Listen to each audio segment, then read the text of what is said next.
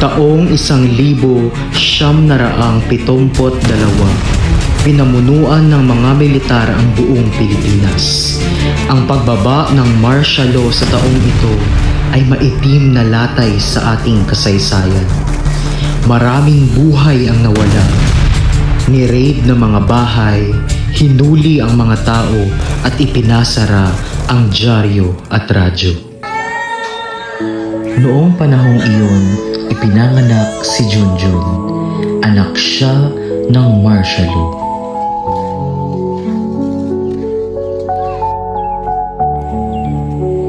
Lumaki si Junjun sa hindi niya tunay na mga magulang. Lagi siyang may takot sa mga mata. Puro pasakit at dusa ang kanyang naranasan sa piling ng mga ito. Naranasan na rin niyang makipag-usap sa salamin buong araw.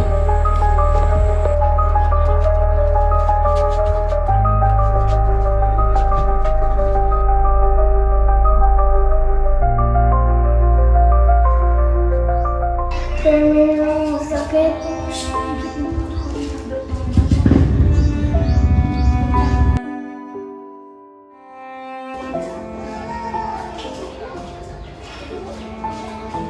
Nakakapagtsagan ko ni Ma'am. Ginahimo ko man ang tanan. Na-affirm yun na lang ko ginasakit. Lord, balaan ko nga wala mo ko ginapabayaan kag tani. Mama, Pa, tani kung ali ka mo hindi ko ginusto mo mabatyagan. Sakit-sakit na gid pero ginabuhan ko lang kay balan ko ang ganyang kabuhi. Wala rin ko na mahimo. Lord, ikaw na bahala. Hanggang sa ang salamin na ang magsalita para sa kanya. Dumating ang araw ng kanyang pagkawala. Junjun! Di na gina ba pinanawag ko? Kaya naman ka da? Yung drum to, butaan na to? Nanay. 17 anyos siya, lumabas ng bahay at hindi na nagbalik. Nagmistula siyang hangin, nasa paligid ngunit hindi nakikita.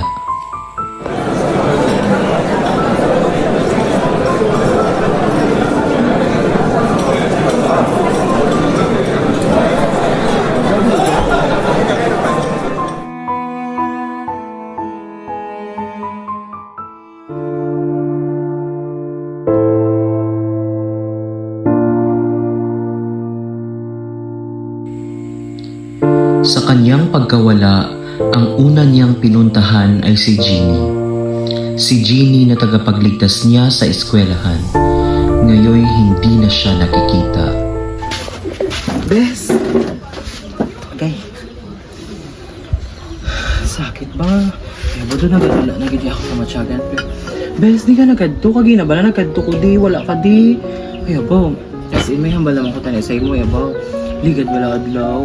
Sakit naman ko ni mama. Kaya ambot. Balang ko man. Hindi ko siya biological mother. Pero grabe na gid siya. Doad-adlaw ginasinakit niya ko. Bisan wala ko sala. Gisininggitan niya ko. Ginanit niya ko. Kaya ba? Walang tawa bala ko. May mga banog-banog paguro ko. Walang tawa.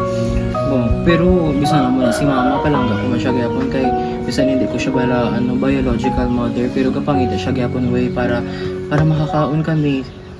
Amo lang na galing pero may ako ginasakit. Ay, tani ari na lang biday mama kag si papa no para at least hindi ko ni mabatsyagan. Pero sige na lang bes amo gina ang kabuhi. Bes.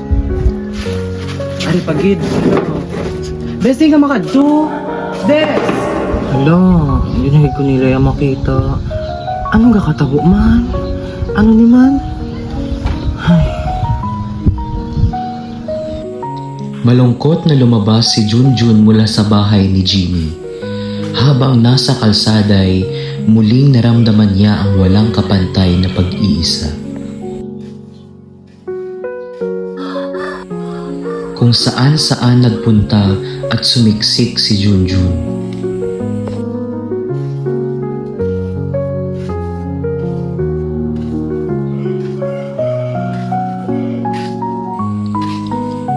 Una niyang nakilala si Pongka Pongka, isa itong magaling na impersonator. Malimit kasi siyang laitin ng mga tao. Pinagtatawanan at pinagmumukhang tanga.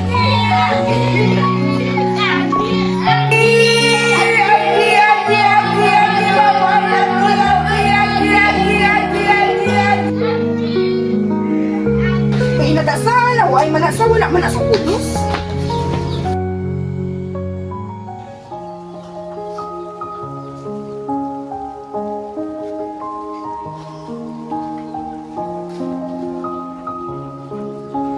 Nilapitan siya ni Junjun. Aabutan sana niya ito ng tissue paper pero hangin lamang ang nahawakan niya. Pinakinggan na lamang niya ang malungkot na istorya ng buhay ni Pongka Pongka.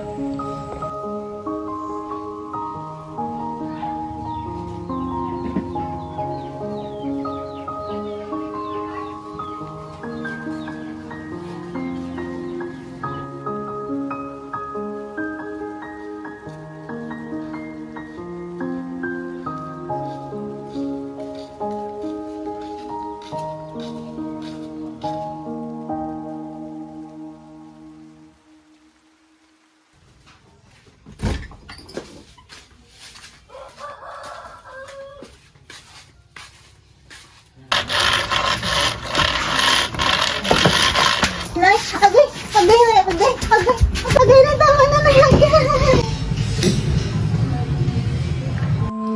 Nakikita ni Junjun ang kanyang sarili kay Kes.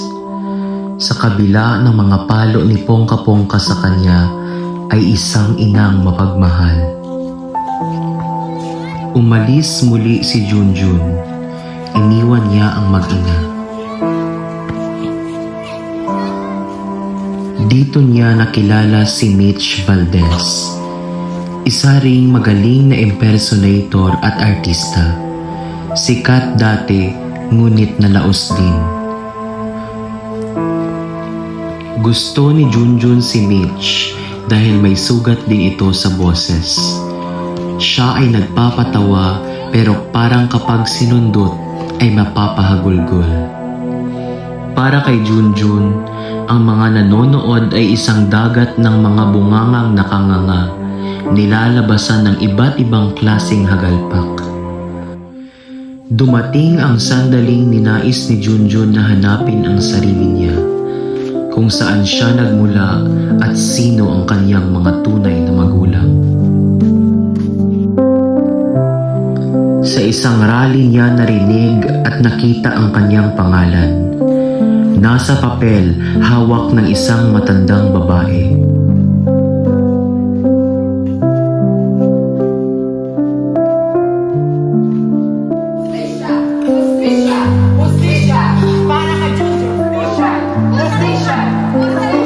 Hustisya, hustisya, sigaw ng mga tao dahil sa pagkawala ni Junjun. Pagkatapos ng rally, ay sinundan niya pauwi ang matandang babae, ang kanyang lola.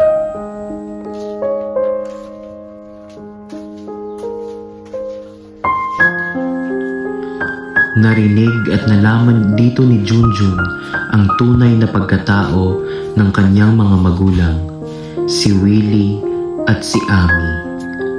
Isang bayani at isang mandirigma. Ang nakalipas niya ay revolusyonaryo.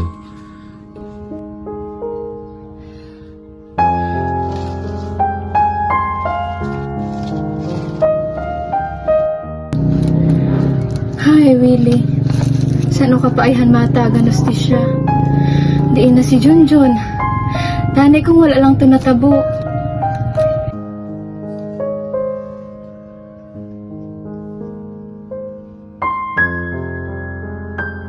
Bumalik sa alaala ni Junjun ang mga pangyayari kung bakit sila nagkahiwalay ni Willie.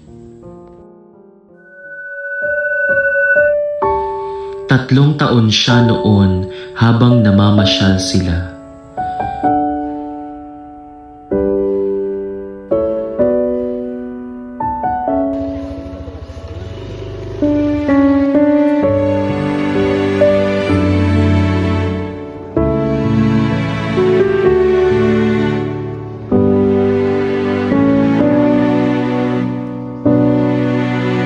At biglang lumapit ang sundalo sa kanyang ama at tinutukan sila. Binaril ang kanyang ama hanggang sa mamatay.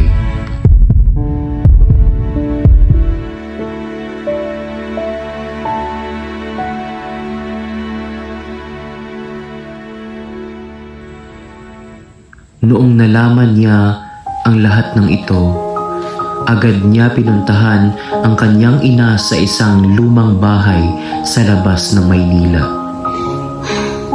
Nay!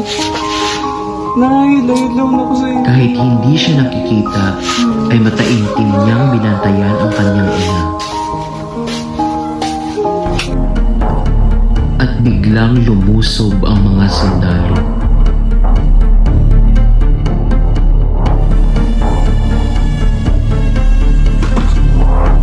Nagliparan ang mga bala at akmang babarilin si Ami. Ngunit humarang si Junjun. Sa huling pagkakataon ay hindi tumagos ang bala sa katawan niya. Unti-unting nagbalik ang katawan, umaagos ang dugo.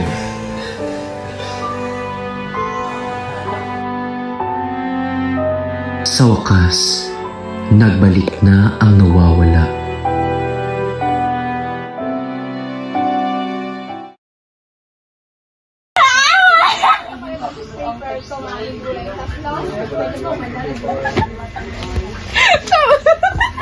Hustisya! Para kay Junjun! Hustisya!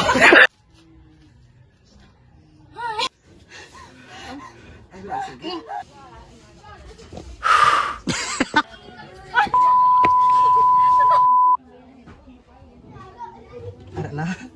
Ay, sige. Haba ka, go.